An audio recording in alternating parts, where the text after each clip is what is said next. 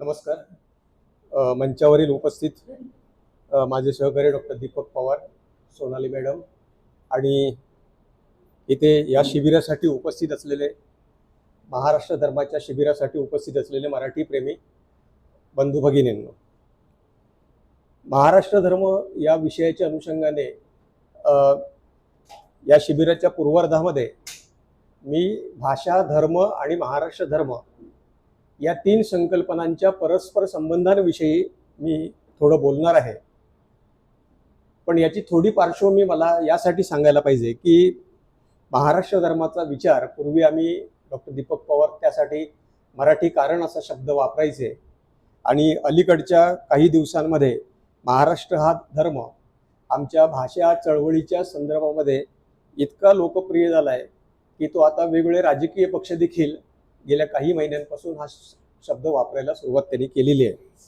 पण या महाराष्ट्र धर्मामागची नेमकी आमची भूमिका काय आहे, काय आम्हाला अभिप्रेत आहे, याचा थोडा तात्विक विचार लोकांपर्यंत पोहोचवण्यासाठी म्हणून आम्ही महाराष्ट्राच्या वेगवेगळ्या भागांमध्ये अशी शिबिरं घेतो आहोत.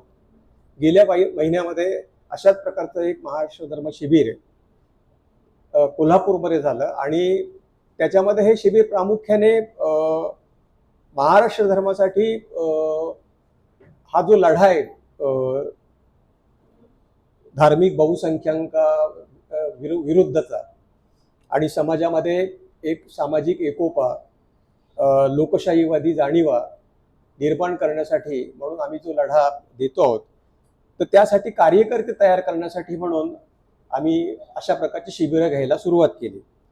आता याच्या मागे देखील कारणं आहेत की गेल्या 1-2 वर्षामध्ये तुम्हाला माहीत असेल की डॉक्टर दीपक पवारांचे मराठी भाषेविषयीचे, महाराष्ट्र धर्माविषयीचे किंवा मराठी कारणाविषयीचे व्हिडिओ अतिशय लोकप्रिय आहेत आणि महाराष्ट्राच्या कानाकोपऱ्यामध्ये ते व्हिडिओ पाहिले जातात. आम्ही ज्यावेळी त्या ठिकाणी जातो त्यावेळी आवर्जून लोक आम्हाला भेटायला येतात आणि सांगतात की तुम्ही जे करताय ते खूप चांगलं काम आहे. काही जण असंही सांगतायत की ह्या सगळ्या तुमच्या कामाला आमच्या शुभेच्छा आहेत, पण याला खूप उशीर झालेला आहे. महाराष्ट्राचं सांस्कृतिक वातावरण इतकं नासलेलं आहे, बिघडलेलं आहे की हे काम कोणीतरी 5-10 वर्षांपूर्वीच करायला पाहिजे होतं. अशा प्रकारची परिस्थिती, बिघडलेली परिस्थिती आहे. दुसरी एक गोष्ट आमच्या असं लक्षात आलं की गेल्या 2-3 वर्षांमध्ये आम्हाला सोशल मीडियावर, समाज माध्यमावर जो पाठिंबा मिळतोय, जो उत्साहवर्धक ज्या शुभेच्छा मिळत आहेत, जो सहभाग मोठ्या प्रमाणामध्ये व्ह्यूजमध्ये आणि लाईक्समध्ये मिळतो आहे, तेवढ्या प्रमाणामध्ये जमिनीवर काही आम्हाला तितकासा पुरेसा पाठिंबा मिळतो आहे आणि आमचं काम महाराष्ट्रामध्ये गाव पातळीवर, वाड्या वस्तींवर जात आहे असं काय आमच्या लक्षात आलेलं नाहीये. आणि नंतर आमच्या असं लक्षात आलं की सामाजिक परिवर्तनाचे असे रचनात्मक कामाचे लढे हे काही सोशल मीडियावर लढता येणार नाहीत. हे प्रत्यक्ष जमिनीवर जाऊन हाडामासाच्या माणसांना समोरासमोर भेटूनच आपल्याला ते लढावे लागतील आणि यासाठी आम्ही अशा प्रकारची शिबिरं घेतलेली आहेत. मला एक आचार्य यात्रांचा किस्सा आठवतो की फार वर्षांपूर्वी आचार्य त्रे एका मराठीच्या संपादकांचा उल्लेख करून ते असं म्हणायचे की अमुक अमुक संपादक बिघडलेल्या सामाजिक परिस्थितीवर अत्यंत परखड अशा प्रकारचं भाष्य करणारे अग्रलेख लिहायचे आणि दुसऱ्या दिवशी सकाळी आपल्या गच्चीवर जाऊन ते आजूबाजूला बघायचे की समाज किती सुधारला आहे. आत्र्यांनी हे उदाहरण यासाठी दिलं होतं की आपण कितीही वैचारिक घुसळण केली, कितीही लिहिलं, तरी देखील प्रत्यक्ष समाजामध्ये लोकांमध्ये मिसळून जोपर्यंत काम करत नाही तोपर्यंत सामाजिक परिवर्तन होणार नाही. आणि दुर्दैवाने म्हणा किंवा सुदैवाने म्हणा की ज्यांच्याशी आपण लढतो आहोत ते या प्रकारचं काम अहोरात्र करणार आहे. त्यांचं नेटवर्किंग आपल्यापेक्षा अधिक आहे, संघटन अधिक आहे. महाराष्ट्रामध्ये हे नेहमीच आलेलं आहे, असं झालेलं आहे की विचार करणारे लोक काम करत नाही आणि काम करणारे लोक अविचाराने काहीतरी करतात आणि त्यामुळे समाजामधले जे प्रश्न आहेत ते प्रश्न प्रलंबित राहतात किंवा त्यापेक्षा चिघळतात. आणि म्हणून आम्ही असं ठरवलं की महाराष्ट्राच्या वेगवेगळ्या जिल्ह्यांमध्ये, तालुक्यांमध्ये प्रत्यक्ष जाऊन अशा प्रकारची शिबिरं घ्यायची आणि कार्यकर्ते तयार करायचे की ज्यामुळे आम्ही जे काम करतो भाषा चळवळीचं आणि लोकशाहीकरणाचं ते काम लोकांपर्यंत पोहोचेल. आता महाराष्ट्र धर्म ही संकल्पना मी शेवटी करतो. दीपक पवार त्याच्या सांस्कृतिक राजकारणाच्या संदर्भामध्ये बोलणार आहेत आणि त्यांच्यानंतर आपण काही प्रश्न घेणार आहोत. अशा प्रकारच्या शिबिराची रचना आम्ही मुद्दाम अशासाठी केली आहे की आपण समविचारी असलो तरी देखील काही मुद्द्यांच्या बाबतीत आपल्यामध्ये मतभेद होऊ शकतील आणि मतभेद असणे हे हा लोकशाहीचा एक चांगला गुण आहे. आपण अशा प्रकारच्या एकाधिकारशाहीचा पुरस्कार करणारे लोक नाही आहोत की आम्ही जी विचारसरणी तुमच्यासमोर सांगतोय तीच विचारसरणी ही श्रेष्ठ विचारसरणी आहे असं नाही आहे. पण तरी सुद्धा आपण इथे जे जमलो आहोत त्यांच्यामध्ये काही किमान गोष्टींच्या बाबतीत ॲग्रीमेंट आहे, बेसिक ॲग्रीमेंट आहे आणि ज्या गोष्टींच्या बाबतीत तडजोड नाही होऊ शकत असे दोन मुद्दे म्हणजे आपण लोकशाहीवादी आहोत आणि संविधानावर आपली निष्ठा आहे. याच्याशी संलग्न असणाऱ्या अनेक विषयांच्या संदर्भामध्ये आपले मतभेद संभवतील आणि त्याची चर्चा नंतर आपण करू. एक गोष्ट अशी लक्षात आलेली आहे की गेल्या काही वर्षांमध्ये की खूप मोठ्या प्रमाणामध्ये आपल्या समाजामध्ये आपला समाज हा भाषिक समाज आहे. भारतामध्ये भाषिक तत्वावर प्रांतरचना झालेली आहे आणि त्यामुळे भारताचं जर धर्म आणि भाषेच्या संदर्भात योग्य प्रकारे वर्णन करायचं झालं तर आपल्याला असं म्हणता येईल की भारत हा धर्मनिरपेक्ष देश आहे आणि भाषा सापेक्ष अशा प्रकारचा समाज आहे, वेगवेगळ्या प्रकारचे. पण गेल्या काही दिवसांमध्ये असं आपल्याला ऐकायला मिळतंय की भाषेची अस्मिता असणे, भाषेचा अभिमान बाळगणे हा एक प्रकारचा आजार आहे. आता असं म्हणणारे जे लोक आहेत त्यांना असं वाटतंय की आपल्याला जर समजा धार्मिक बहुसंख्याकवाद पुढे रेटायचं असेल आणि संपूर्ण समाजामधल्या धार्मिक जाणीवा जर उन्नत आणि उन्मादी करायचे असतील, एकसंघ करायचे असतील तर कुठल्याही प्रकारचे भाषाभेद ही मोठी अडचण आहे. त्यामुळे एक गोष्ट लक्षात घ्या की धार्मिकीकरणाला किंवा धार्मिक ध्रुवीकरणाचा पुरस्कार करणारे जे लोक आहेत ते भाषाभेदांना नेहमीच विरोध करतात. बऱ्याच वेळा ते जातीभेदांना देखील विरोध करतात. म्हणजे त्यांना जातीभेदही नको, म्हणजे ते मनापासून करतात की नाही हा भाग वेगळा आहे पण समाजामध्ये जातीभेद नको, भाषाभेद नको, कारण आपण एका धार्मिक समुदायाचे सदस्य आहोत आणि आपल्यामध्ये कुठल्याही प्रकारची फाटाफूट होता कामा नये. आणि म्हणून धर्म आणि भाषा या दोन गोष्टींमध्ये जर आपल्याला काही आपली ओळख म्हणून जर आपल्याला काही स्वीकारायची असेल तर ती आपली धार्मिक ओळखच आपण टिकवली पाहिजे, कारण तीच श्रेष्ठ आहे. आता हे काय लॉजिक, हा काय तर्क आहे की महाराष्ट्र हा मराठी भाषिक समाज असून देखील तो एकधर्मीय समाज व्हावा, धार्मिक समाज व्हावा, अशा प्रकारचा हा प्रयत्न आहे आणि आमचा त्याला विरोध आहे. कारण मुळामध्ये जगामध्ये जे जे समाज प्रगत आहेत ते मूलतः भाषिक समाज आहेत, ते धार्मिक समाज नाही आहेत. धार्मिक उन्मादी, धार्मिक विद्वेषी, धार्मिक वर्चस्ववादी असा जगातला कुठलाही समाज हा भौतिकदृष्ट्या आणि ज्ञानदृष्ट्या देखील प्रगत झालेला नाही. आणि त्यामुळे कोणत्याही प्रकारे आपल्याला भाषिक समाज म्हणून जी आपली निर्मिती झालेली आहे भाषावर प्रांतरचनेच्या तत्वानुसार त्या जाणीवा मराठी समाजामध्ये निर्माण करणे हे आमचं पहिलं काम आहे ह्या शिबिरामध्ये. आणि त्याची एक पायाभूत अशा प्रकारची तात्विक मांडणी जी आम्ही करतो आहोत ती काय प्रकारची आहे तर भाषा आणि धर्म मुळामध्ये ह्या दोन वेगवेगळ्या प्रकारच्या गोष्टी आहेत. त्यांच्यामध्ये काही साम्यस्थळ आहेत, काही साधर्म्य आहे, पण खूप मोठ्या प्रमाणामध्ये त्यांच्यामध्ये वैधर्म्य आहे. आपल्याला असं सांगण्यात येतं की समाजामध्ये जर फाटाफूट नको असेल, विषमता नको असेल, भांडण नको असतील, तंटे नको असतील तर जात, धर्म आणि भाषा यांच्या आधारे आपण भेदाभेद करता कामा नये. आता हे विधान आपल्याला तपासून घ्यायला पाहिजे की मुळात जात, धर्म आणि भाषा ह्या तीन समान कोटी आहेत का, व्यवस्था आहेत का. त्यातली जात ही गोष्ट अशी आहे की ती पूर्णपणे मानवता विरोधी आहे आणि आपल्याला सर्वांना मिळून जाती अंत घडवायचे आहे. त्यामुळे जात ही कोणत्याही प्रकारे निषिद्ध आहे आणि जातीभेद हा तर राज्यघटनेप्रमाणेच त्याज्य ठरवलेला आहे. त्यामुळे जातीचा प्रश्नच नाही. कोणत्याही प्रकारची जातीय अहंकार, जातीय अस्मिता, जातीय वर्चस्ववाद याला आपला सर्वांचा विरोध असायला पाहिजे. आता राहिल्या दोन कोटी धर्म आणि भाषा. आता धर्म आणि भाषा यांची देखील एकत्र मोठ बांधण्याचा अनेक जण प्रयत्न करतात की ज्यांना असं वाटते की धर्माच्या आधारे भांडणं नको, त्यांना असंही वाटते की भाषेच्या संदर्भात देखील भांडणं होता कामा नये. एकभाषिक अशा प्रकारचा आग्रह आपण धरता कामा नये की भाषेच्या संदर्भामध्ये आपण धर्मनिरपेक्षतेच्या तत्वाप्रमाणे तटस्थ राहायला पाहिजे. म्हणजे निरपेक्ष भूमिका घ्यायला पाहिजे. जर एखाद्याला इंग्रजीतून शिक्षण घ्यायचं असेल, इंग्रजीतून व्यवहार करायचा असेल, काहींना हिंदीतून व्यवहार करायचा असेल, तर त्यांना तो आपण करू द्यायला पाहिजे. त्यामुळे सामाजिक सौहार्द टिकेल. अशा प्रकारचा एक युक्तिवाद अनेक वर्षांपासून, म्हणजे आम्ही ज्यावेळी 2007-8 पासून ज्यावेळी मराठी भाषेचं काम करत होतो, त्यावेळी खूप मोठ्या प्रमाणामध्ये आम्हाला जो विरोध व्हायचा तो सुशिक्षित लोकांकडूनच व्हायचा, की ही तुमची भाषेची चळवळ जी आहे ती समाजामध्ये वंचित घटकांना मागे नेणारी आहे, इंग्रजीपासून तोडणारी आहे आणि समाजामध्ये भाषिक अहंकार निर्माण करून निष्कारण विवाद निर्माण करणारी आहे. त्या वेळेपासून आम्ही असं सांगत आलो आहोत की भाषेची चळवळ आणि किंवा भाषेचा आग्रह आणि एकधर्माचा आग्रह याच्यामध्ये मूलतःच भेद आहे. राज्यघटनेमध्ये असं कुठेही सांगितलेलं नाही की आपल्या देशामध्ये कुठल्याही प्रकारचे भाषाभेद आपल्याला मान्य नाही. आता यासाठी मी पहिल्यांदा काय हे करतो की धर्म आणि भाषा ह्या मुळामध्ये सारखेपणामध्ये ही तुलना नेहमीच अशी होत आलेली आहे आणि आपल्याला ज्यावेळी कार्यकर्ते म्हणून आपण समाजामध्ये जात असू तर धर्माचा आग्रह धरणारे धर्माची अस्मिता जोपासणारे जे लोक आहेत ते आपल्याला स्वतःला डिफेंड करण्यासाठी, वाचवण्यासाठी भाषेचा आग्रह धरणाऱ्या लोकांना पुढे करतात. हे बघा, हे सुद्धा समाजामध्ये भांडणं लावण्याचंच काम आहे. तर धर्म आणि भाषा याच्यामध्ये आपल्याला साम्य काय आहे, तर धर्म आणि भाषा या दोन्ही सामाजिक संस्था आहेत. या एका व्यक्तीच्या मालकीच्या नाहीये, समाजाने निर्माण केलेल्या आहेत. या दोन्ही गोष्टी अशा आहेत, त्यांच्यामध्ये सारखेपणा आणखी सांगायचं झालं तर त्या जन्मसिद्ध आहे.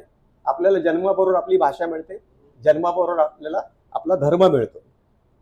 जगामध्ये भाषा आणि धर्मामध्ये आणखी एक साम्यस्थळ असं आहे की प्लुरॅलिटी, त्याची अनेकता आहे.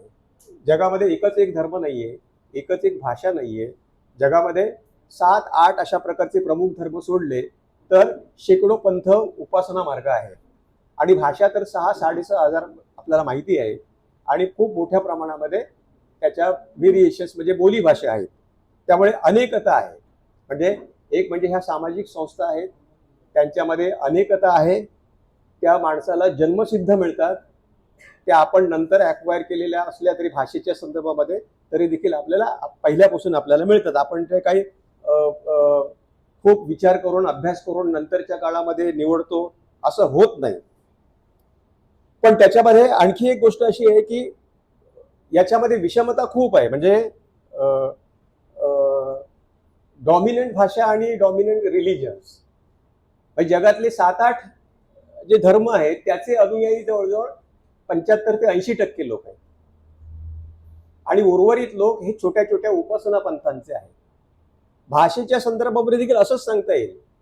जगातले 97% लोक 4% भाषा वापरतात आणि 96% भाषा वापरणारे लोक 3% आहेत. म्हणजे किती अल्पसंख्याक आहेत, म्हणजे भाषिक अल्पसंख्याक खूप मोठ्या प्रमाणामध्ये आहेत. आणि हे जे प्रबळ धर्म आहेत ते काय करतात, म्हणजे दोन्ही बाजूने ध्रुवीकरण होत चाललेलं आहे.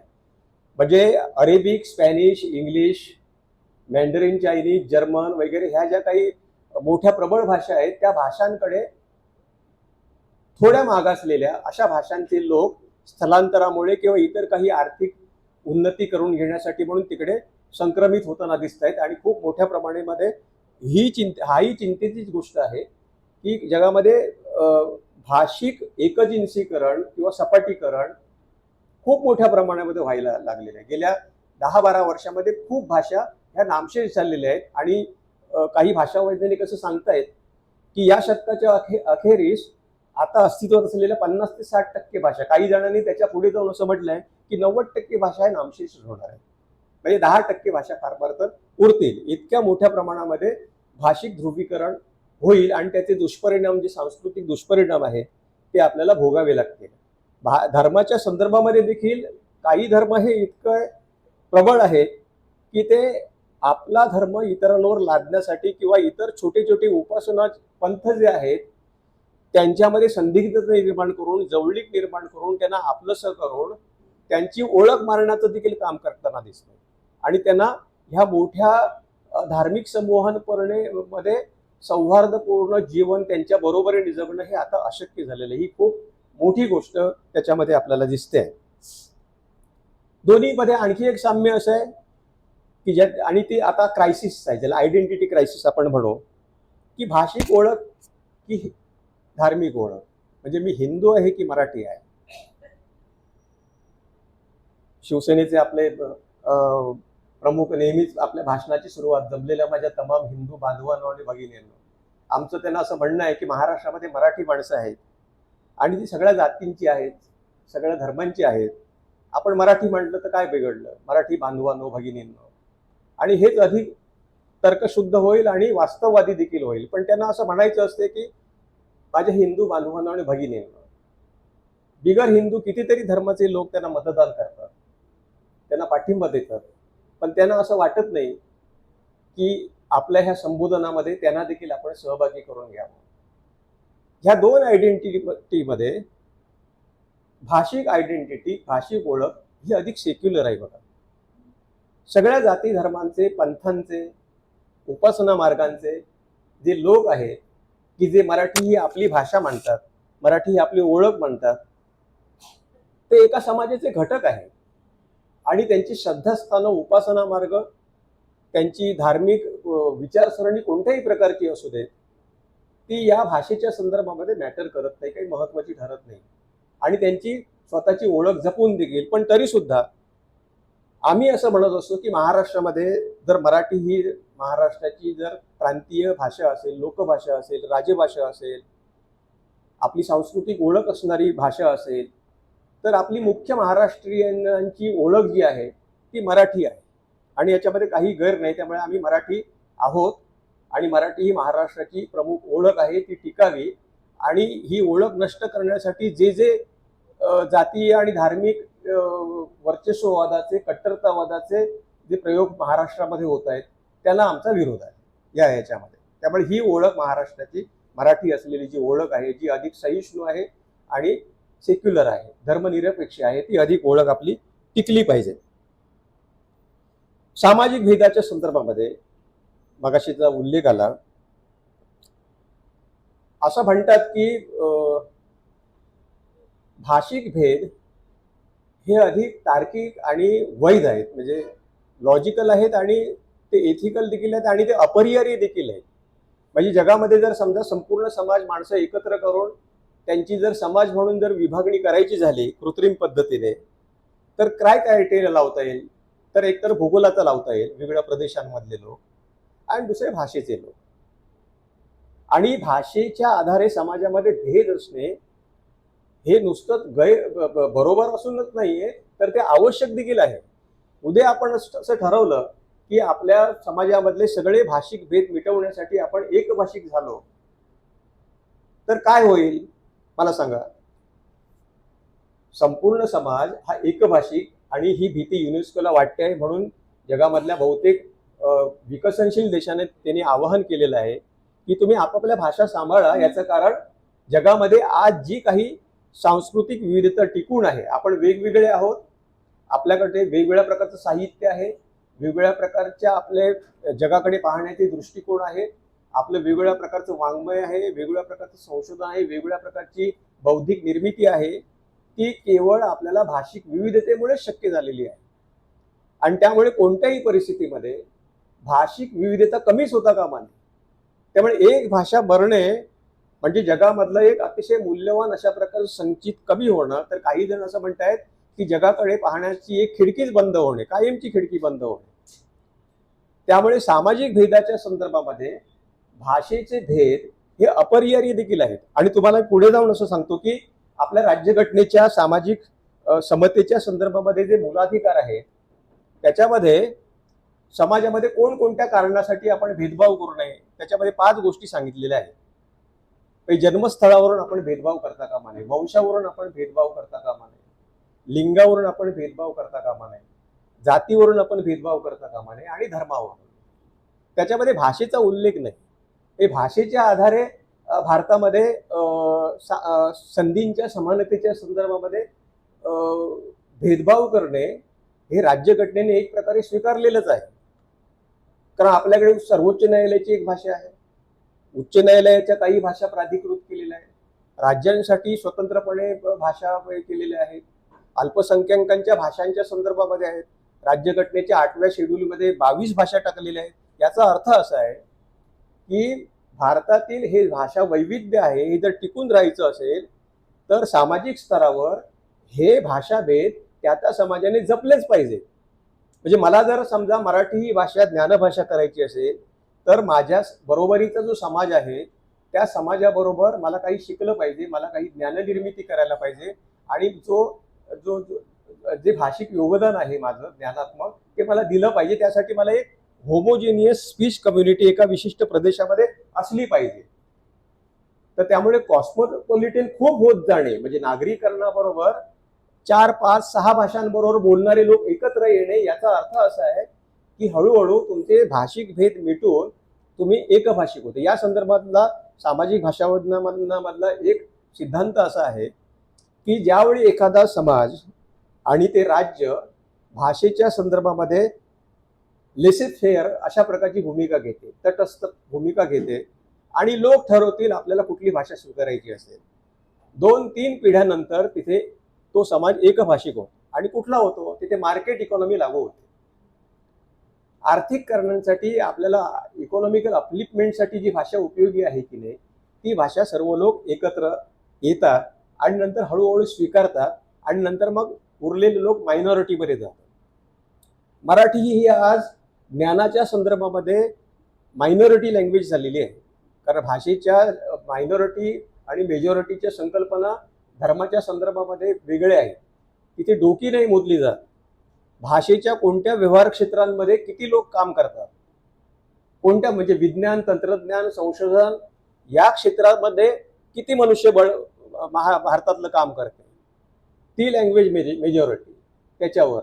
आणि त्यामुळे जर समजा घटनेने सांगितल्याप्रमाणे जर समजा हे भाषाभेद प्रादेशिक स्तरावर आपण टिकवले नाहीत, आपली भाषिक अस्मिता, आपली भाषिक ओळख आणि त्या भाषेतून शिक्षण घेणे आणि देणे हे जर टिकवलं नाही तर ते एक वैश्विक अशा प्रकारचं नुकसान आहे. म्हणजे बऱ्याच वेळा आम्ही मराठी शाळांच्या संदर्भामध्ये अशा प्रकारची जी मोहीम आम्ही हे घेतो त्यावेळी आम्ही नेहमी त्यांना सांगतो की मुलांनी कोणत्या माध्यमाच्या शाळेमध्ये शिकावे हा निर्णय काही वैयक्तिक नाही आहे, हा सामाजिक आहे, हा राष्ट्रीय आहे आणि व्यापक अर्थाने तो वैश्विक देखील आहे. जगातल्या प्रत्येक मुलाने मातृभाषेत शिकायला पाहिजे आणि मातृभाषेतून शिकणे हा त्याचा मूलाधिकार आहे. पालकांनी आपल्या मुलांना मातृभाषेच्या शाळेमध्ये टाकणे हे त्यांचं कर्तव्य आहे आणि हा हक्क आणि हे कर्तव्य यांचं पालन होईल हे पाहणे ही जबाबदारी सरकारची. आता सरकारने हात वर केलेले आहेत. ते म्हणतात की लोकच मराठी शाळांमध्ये पाठवत नाही. आता याचे काय धोके आहेत? सर्वजण इंग्रजी शाळांमध्ये जर गेले तर यामागचा तर्क काय आहे की आणखी 10, 20, 30 वर्षांनी आपला समाज खूप युरोप, अमेरिकेतील प्रगत देशांच्या बरोबरीने काही प्रगती करणार आहे का? आतापर्यंतचा अनुभव काय आहे आपला? 2000 सालापासून पहिलीपासून इंग्रजी आलं. 1990च्या दशकांमध्ये खूप मोठ्या प्रमाणामध्ये इंग्रजी माध्यमाच्या सेमी इंग्रजी शाळा सुरू झाल्या आणि आता येत्या काही 5-10 वर्षांमध्ये इतक्या मोठ्या प्रमाणामध्ये इंग्रजी शाळा सुरू होत आहेत की काही महानगरपालिकांनी बालवाड्या देखील इंग्रजीमध्ये रूपांतरित करायला सुरुवात केली आहे की आता कोणी मराठी शाळेमध्ये मुलांना पाठवणारच नाही. आणि मराठी शाळा चालवणे, अंगणवाड्या चालवणे हे आता म्हणतायत की आर्थिकदृष्ट्या व्यवहार्य नाही, इकॉनॉमिकल व्हायबल नाही. आणि अनेक पालकांची आमच्याकडे अशी तक्रारही असते की आमच्या भागामध्ये चांगली मराठी शाळाच उपलब्ध नाही. आता हे होणार आहे. हे जसं मराठी नाटकाच्या संदर्भात झालं, मराठी चित्रपटांच्या संदर्भात झालं, तसं मराठी शाळांच्या संदर्भात झालं. पण आमचं म्हणणं असं आहे की मराठी माध्यमाचं शिक्षण हा मराठी राज्याचा पाया आहे, मराठी भाषेचा पाया आहे आणि मराठी संस्कृतीचा पाया आहे. मराठी शाळेमध्ये शिकणे हे आमच्यासाठी नॉन निगोशिएबल आहे. याच्या बाबतीत तडजोडच होऊ शकत नाही. जसं आम्ही लोकशाही मूल्यांच्या संदर्भामध्ये आम्ही तडजोड करू शकत नाही, राज्य घटनेच्या संदर्भात करू शकत नाही, तसं मराठी शाळांच्या संदर्भात देखील नाही. आणि याच्यामध्ये कोणत्याही वंचित समाजाचं वगैरे काही नुकसान नाही. या संदर्भामधले सगळे लोकप्रिय युक्तिवाद काय आहेत की उच्चवर्गीयांची मुलं इंग्रजी माध्यमाचे शिकतात, मग मराठीची पालखी काही गरिबांनीच व्हावी का? मध्यंतरी खूप वर्षांपूर्वी अशा प्रकारचं एक हार्वर्ड बिझनेस रिव्ह्यूमध्ये एक मोठा लेख आला होता. उत्तरेतील रिक्षावाल्यांचे, भाजीपाला चालवणाऱ्यांचे, मंडईवाल्यांची मुलं ही आता युरोप अमेरिकेमध्ये शिकतायत. नंतर आफ्रिकन कंट्रीजनी खूप मोठ्या प्रमाणामध्ये इंग्रजी शिक्षणाचं सार्वत्रिकीकरण करण्याचा प्रयत्न केला आणि ते सगळे प्रयोग हे फसलेले प्रयोग आहेत. आणि त्याच्यातून असं सिद्ध झालेलं आहे की एखाद्या भाषेच्या समाजाला, एक भाषिक समाजाला पूर्णपणे भिन्न भाषेमध्ये जर समजा शिकवायला सुरुवात केली तर तो सांस्कृतिकदृष्ट्या आणि बौद्धिकदृष्ट्या पांगळा होतो. तो काही सकस निर्मिती त्या भाषेमध्ये करू शकत नाही. याचं कारण 50% पेक्षा जास्त टक्के लोक परभाषेमधून शिक्षण घेऊच शकणार नाहीत आणि परभाषेमध्ये काही अर्थपूर्ण निर्मिती करू शकणार नाही. काही हाताच्या बोटावर मोजणारे 2-4%, 5% लोक खूप शिक्षण घेऊन त्याच्यामध्ये उच्च विद्या विकसित होईल किंवा दोन्ही भाषांवर प्रभुत्व संपादन करून काही यश मिळू शकते, पण संपूर्ण समाज म्हणून प्रगत होऊ शकणार नाही. आणि या संदर्भामधलं संशोधन हे आता पुढे आलेलंच आहे. त्यामुळे या संदर्भात युनेस्कोने देखील आता स्पष्ट भूमिका घेतलेली आहे की जे 40% लोक मातृभाषेतील शिक्षणापासून वंचित आहेत त्यांच्या संदर्भामध्ये तिथल्या सरकारांनी त्यांना मराठी त्यांच्या मातृभाषेत शिकण्याची सोय उपलब्ध करून दिली. पण भारताच्या संदर्भामध्ये हा जो प्रश्न आहे तो मातृभाषेतील शिक्षणापासून सरकारने त्यांना मुद्दामहून वंचित ठेवलेला नाहीये, तर त्यांची इच्छाच नाहीये मुळामध्ये आपल्या मातृभाषेतून शिक्षण घेण्याची. आणि आपल्याकडे मातृभाषेच्या शिक्षणाचा असा कायदा देखील नाहीये. आणि असा प्रयत्न कर्नाटक सरकारने 2000च्या पूर्वी केला आणि नंतर इंग्रजी माध्यमाच्या शाळा सर्व 4थी पर्यंतच्या शाळा त्यांनी कन्नड माध्यमाच्या केल्या आणि खाजगी इंग्रजी माध्यमाच्या शाळांचे लोक हायकोर्टामध्ये गेले. बरीच वर्षे ते प्रकरण हायकोर्टामध्ये होतं आणि शेवटी सुप्रीम कोर्टामध्ये देखील ते बरीच वर्ष होतं. आणि 2014 साली त्याचा निर्णय असा लागला की भारताची भाषिक विविधता लक्षात घेता आणि अल्पसंख्याकांचे भाषिक अधिकार लक्षात घेता की कोणत्याही राज्याला मुलांची मातृभाषा विशिष्ट आहे असं ठरवून ती सक्तीची करता येणार नाही. त्या मुलांची मातृभाषा कोणती आहे याचा निर्णय पालकांनी घ्यावा आणि पालक प्रबोधनावर सोपवावं की मुलांनी कन्नड शिकावं, मराठी शिकावं. तेव्हा या प्रकारचं त्याचं वैधानिक कायदेशीर अशा प्रकारचं वास्तव आहे. त्यामुळे आपल्याला असं कितीही वाटलं की आपल्याला मराठी माध्यमाची सक्ती करता येईल तर नाही करता येईल. पण आपल्याला एक भाषा म्हणून मराठीची सक्ती करता येईल का? तर ती करता येईल, कारण त्या संदर्भातला देखील सुप्रीम कोर्टाचा निर्णय आहे. आणि तो उषा मेहता आणि इतर मंडळींनी ज्यावेळी हायकोर्टामध्ये विलेपार्लेच्या एका संस्थेच्या वतीने दाखल केला की आम्हाला मराठी सक्तीची केल्यामुळे 4 भाषा शिकाव्या लागतात, तर त्यामुळे हे आमच्या अल्पसंख्याकांच्या भाषिक अधिकाराच्या विरोधात आहे. तर त्याच्या संदर्भामधला सर्वोच्च न्यायालयाचा अधिकार असा आहे की भारतामध्ये भाषावर प्रांतराष्ट्र झालेली आहे आणि तिथली स्थानिक संस्कृती भाषा जर जपायची असेल तर परप्रांतांतून आलेल्या लोकांनी देखील मुख्य प्रवाहामध्ये सहभागी होऊन त्या भाषेचा आणि संस्कृतीचा विकास करण्यासाठी, पर्यायाने स्वतःचा देखील विकास करण्यासाठी म्हणून एक भाषा, ती स्थानिक भाषा शिकली पाहिजे. त्यामुळे भाषेच्या संदर्भामधलं आपलं जे धोरण आहे, कायदेशीर धोरण आहे, हे स्पष्ट आहे. आता पुढे आपण धर्म आणि भाषे संदर्भात मी एक 5 मिनिटांमध्ये असं मी सांगतोय की सगळ्यात महत्वाचा फरक काय आहे. भाषा म्हणजे भाषिक समाज विरुद्ध धार्मिक समाज. त्याचा सगळ्यात मोठा धोका असा आहे, भाषिक समाज हे आत्यंतिक लोकशाहीवादी आहे आणि धार्मिक समाज हे बंदिस्त समाज आहे. कारण धर्म ही आदेशात्मक अशा प्रकारची व्यवस्था आहे. त्याच्यामध्ये तुम्हाला चिकित्सेला फार अधिकार नाही, प्रश्न विचारायला फार वाव नाहीये, किंवा तुम्ही कालानुसार काही त्याच्यामध्ये खूप परिवर्तन केलं म्हणजे तुम्हाला भाषेच्या संदर्भामध्ये 800-900 वर्षांमध्ये इतकं परिवर्तन दिसेल की तुमची प्राचीन भाषा तुम्हाला वाचता येत नाही. पण धर्म हा अधिक आदेशात्मक आहे आणि त्यामुळे लोकशाही मूल्यांच्या संदर्भामध्ये काही बदल घडवण्याच्या संदर्भामध्ये कुठलाही धर्म आपल्या अनुयायांना स्वातंत्र्य देत नाही. त्यामुळे धर्माची ओळख, धर्माचा अत्यंत आग्रही पुरस्कार करणे किंवा धार्मिक कट्टरतावादी हे हळूहळू एकाधिकारशाहीकडे जातात, हुकुमशाहीकडे जातात आणि त्याला कुठल्याही प्रकारची लोकशाही वगैरे. आता आपण भारतामध्ये जे चालू आहे की धर्माचा पुरस्कार करणाऱ्या लोकांना आपल्या लोकशाही मूल्यांवर, अधिकारांवर काही गदा येते आहे, याच्या संदर्भामध्ये त्यांना काहीही वाटत नाही. कारण धर्म ही इतकी महत्वाची गोष्ट आहे आणि धर्म ही आपली इतकी महत्वाची ओळख आहे की आपल्याला टिकवण्यासाठी आपल्या स्वातंत्र्याचं सगळं हे जे आहे ते आपण नाही केलं तरी हरकत नाही, पण धर्म टिकवला पाहिजे. पण महात्मा गांधी एकेकाळी सांगायचे की आपल्याला स्वातंत्र्य कशासाठी पाहिजे, तर आपल्या माता भगिनींनी ज्या भाषा बोलतात ना त्या भाषांमधून व्यवहार करता येण्यासाठी आपल्याला स्वातंत्र्य पाहिजे. ही सगळ्यात स्वातंत्र्याची पहिली आवश्यक गोष्ट कुठली आहे, तर मला माझ्या भाषेतून व्यवहार करता येण्यासाठी. ब्रिटिशांच्या काळामध्ये मला इतर काही जरी मिळालं तरी मला माझ्या भाषेतून व्यवहार करता येत नाही. त्यामुळे स्वातंत्र्यानंतर आपण लागोपाठ ज्या भाषावर प्रांतरचना करून घेतल्या त्याच्या मुळाशी देखील आपल्याला जर लोकशाही ही जर अधिकाधिक लोकांपर्यंत पोहोचवून लोकशाही समाज जर निर्माण करायचा झाला, समताधिष्ठित अशा प्रकारचा सेक्युलर जर समाज निर्माण करायचा झाला, तर लोकांच्या भाषिक जाणीवा ह्या अधिक प्रबळ होतील आणि लोकांना आपल्या भाषेचा अभिमान वाटेल. आणि भाषेचा विकास ही स्टेटची जबाबदारीच आहे. धर्माचा विकास ही स्टेटची जबाबदारी नाहीये, धार्मिक स्वातंत्र्य आहे. आणि त्यामुळे धर्म आणि भाषा यांच्यामध्ये हा फरक आहे. बरं, धर्माचा आधार काय, तर श्रद्धा आहे.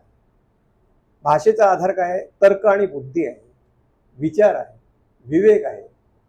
भाषेमध्ये मी बदल करू शकतो, भाषेमध्ये मी नवा विचार मांडू शकतो, भाषेमध्ये मी नवी कल्पना मांडू शकतो, भाषेच्या प्रमाणीकरणाला मी आव्हान देऊ शकतो. त्यामुळे कोणाच्याही धार्मिक भावना दुखावत नाही. बघा की भाषेच्या संदर्भामध्ये आपले कितीही वाद टोकाचे जरी झाले, शुद्धलेखन संदर्भात आणखी इतर याच्या संदर्भामध्ये शब्दांवरून तरी देखील, तर त्याला या प्रकारचं आदेशात्मक अशा प्रकारचं रूप नाही. आपण एकत्र बसतो, आपण बैठका घेतो, अभ्यासकांच्या समित्या नेमतो आणि त्याच्यामध्ये सुधारणा करतो.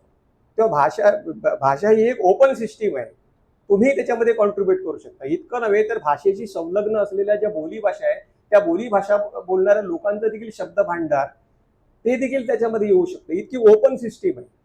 धर्म हे या प्रकारचं स्वातंत्र्य देत नाही. याचा अर्थ धर्म अनावश्यक आहे का, तर नाही. धर्म आवश्यक आहे, काही लोकांच्या संदर्भात आवश्यक आहे, पण इतकं आवश्यक नाहीये की भाषा इतकं आवश्यक नाही. म्हणजे काही लोक नास्तिक असं म्हणतील की आम्ही काही धार्मिक नाही आहोत, धर्मपरायण नाही आहोत, रोजचा उपासना वगैरे असं आम्ही काहीही करत नाही, पण भाषेच्या संदर्भामध्ये अशा प्रकारची भाषा शून्य अशा प्रकारची भूमिका घेता येत नाही. कारण आपलं जगणं मारणं आणि आपलं जीवनमानच त्याच्यावर अवलंबून आहे. म्हणून भाषा हे सोशो इकॉनॉमिक रिसोर्स मानलं जातं. संसाधन म्हणजे पाणी आहे, वीज आहे, रस्ते आहेत, त्या पद्धतीने भाषा आहे. आणि ती जितकी वापरावी तितकी टिकेल, ती इतकी वाढेल. आणि भाषेतली प्रगती आणि माणसाची बौद्धिक प्रगती यांचा थेट संबंध आहे. आपल्या असं लक्षात येईल की बौद्धिक क्षेत्रामध्ये कामगिरी करणारे, अत्युच्च कामगिरी करणारे लोक जे आहेत ते बौद्धिकदृष्ट्या अतिशय शार्प आहे. त्यांचं इंटेलेक्च्युअलायझेशन झालेलं आहे, बौद्धिकीकरण झालेलं आहे.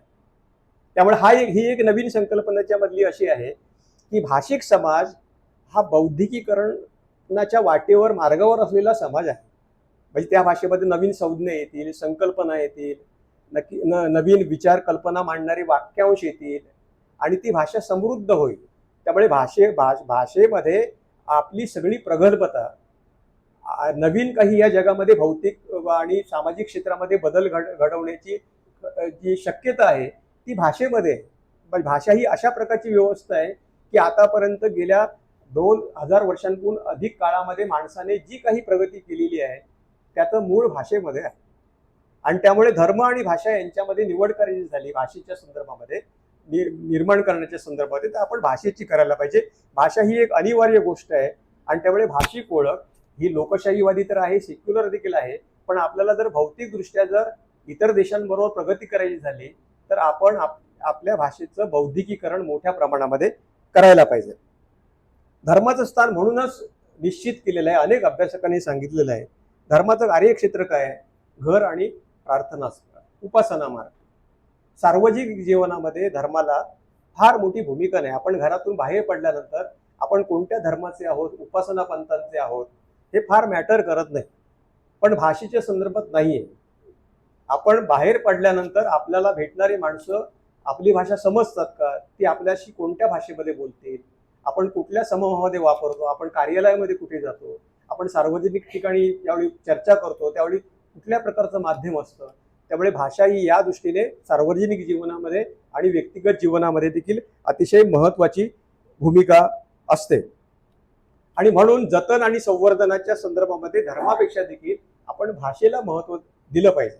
आता या पार्श्वभूमीवर मी महाराष्ट्र धर्माकडे यासाठी वळतो की महाराष्ट्र धर्माची जी आम्ही व्याख्या केली ती अतिशय कामचलाऊ व्याख्या केली आहे, ती काही अतिशय परिपूर्ण नाही. आपणही त्याच्यामध्ये नंतरच्या काळामध्ये भर घालू शकता. ती जी व्याख्या आता आम्ही प्रसारित केली आहे, तर त्याच्यामध्ये आम्ही असं म्हटलं आहे की महाराष्ट्र धर्म म्हणजे मराठी भाषा, मराठी माणूस, महाराष्ट्र हित ज्याच्या केंद्रस्थानी आहे, ज्ञानबा तुकोबंदींचा ज्याला सांस्कृतिक वारसा आहे, शिव फुले शाहू आंबेडकर यांचा पुरोगामी विचार हा ज्याचा पाया आहे, जाती धर्माच्या भेदभाववादी वर्चस्ववादी आचरणाला ज्याचा विरोध आहे, आणि धर्म पंथ जात एक मानतो मराठी ही ज्याच्या अनुयायांची भाषिक ओळख आहे, असा लोकशाहीवादी, धर्मनिरपेक्षतावादी, जाती अंतवादी, पर्यावरण स्नेही, वैज्ञानिक जाणीवेचा धर्म म्हणजे महाराष्ट्र धर्म.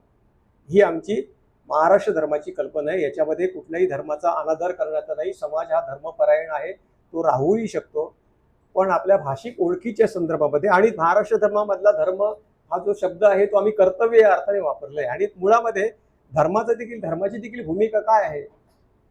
धर्माची काही शतकांपूर्वी ज्यावेळी राष्ट्रांची निर्मिती, राज्य निर्मिती, त्यांच्या राज्यघटना स्थापन होण्याच्या पूर्वी धर्म हा एक सामाजिक नियमनाचा एक महत्वाचा एक स्रोत होता, ही आपण मान्य करतो.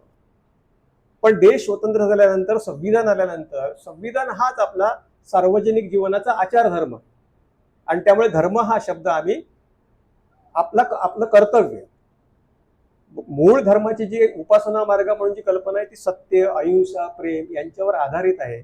आणि आजचा जो धर्म आहे तो धर्म ह्या मूळ त्याच्या तत्वांपासून निसटताना जातोय, आणि त्यातून धार्मिक बहुसंख्याकवाद, कट्टरतावाद, आणि त्यातून संपूर्ण सामाजिक जीवन अतिशय प्रदूषित, अतिशय असौहार्दपूर्ण मोठ्या प्रमाणामध्ये करतो. काही जणांना असं वाटते की आपण थेट याच्यामध्ये संघर्ष करायला पाहिजे या सगळ्या धार्मिक कट्टरता विरोधाच्या संदर्भामध्ये. आमची थोडीशी मवाळ भूमिका अशी आहे, माझी स्वतःची, की आपण धर्माची रेषा छोटी करत राहण्यापेक्षा आपण भाषेची रेषा मोठी, आपण मराठीतून शिकूया, मराठी ही ज्ञानभाषा करूया, मराठीची ओळख अधिक गडद स्पष्ट करूया, आणि आपल्या मराठी ज्या भाषिक जाणीवा ज्या आहेत त्या जाणीवा शेवटच्या माणसांपर्यंत आपण पोचूया. आणि भाषेमध्ये देखील भेद नाही तसं नाही. मी स्वतः शुद्धलेखनाचा अभ्यासक आहे, माझी PhD शुद्धलेखनातली आहे. असा एक भाषेमधला देखील एक वर्ग असतो अभ्यासकांचा, तो प्रमाणीकरणाच्या आडून समाजातील उपेक्षित, प्रमाण भाषेवर प्रभुत्व नसलेल्या लोकांच्या संदर्भामध्ये कुत्सितपणे बोलतो आणि आपला वर्चस्वभाव, श्रेष्ठता गंड जोपासतो. तर या सगळ्या प्रकारच्या वर्चस्ववादी, कट्टरतावादी गंडांपासून भाषेचं निखळ अशा प्रकारचं लोकशाहीकरण हे आपण पुढे नेऊया, ही आमची महाराष्ट्र धर्माची संकल्पना आहे. मी या ठिकाणी थांबतो आणि डॉक्टर दीपक पवार यांना विनंती करतो की त्यांनी आपली पुढची मांडणी करावी.